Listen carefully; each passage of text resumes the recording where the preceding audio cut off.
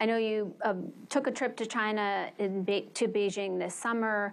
You've been talking about how our policy should really be around de-risking or diversifying rather than decoupling. But what do you think is the current status of that? Do you think the Chinese have adopted that and feel like they can trust us on that front, or do you think they still really think that we're in a competition with them first and foremost? So, I mean, we've articulated a strategy. As you said, it involves de-risking in some areas where we're overly dependent on China, and clean energy is a good example.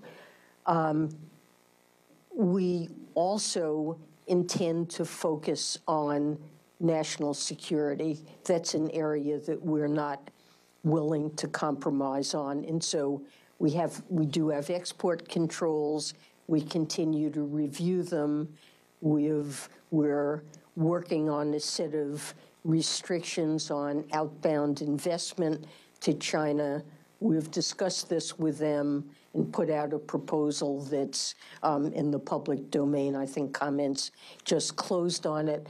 But our objective there is to target what we do as narrowly as possible so that it really focuses on national security, that it is not an intention in that to harm the prospects of Chinese economic development and the welfare of the Chinese people.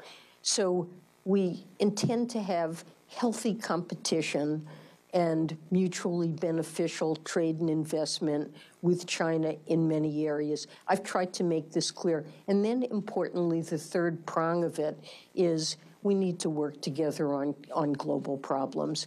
Debt relief is one of those problems. Climate change is another, but there are many examples. So that's what we're trying to do in terms of our strategy.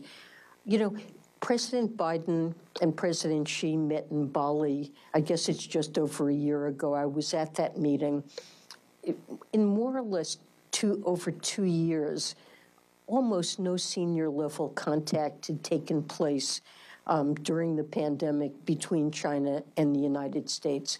And I think that was a dangerous situation. And especially when there are disagreements, it's actually important to be able to discuss them, to talk through, to see the other country's point of view, and to discuss areas where you're not in sync.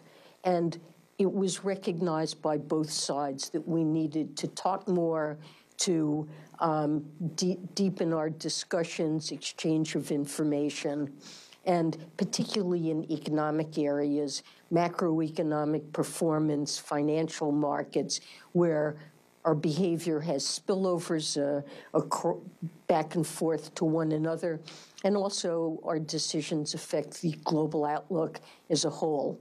And that's what I tried to begin in my meetings that I had in China.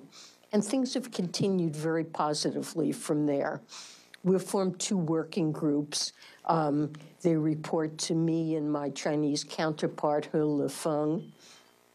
One concerns economic matters, the other financial matters. The working groups met earlier this week. Both of them met.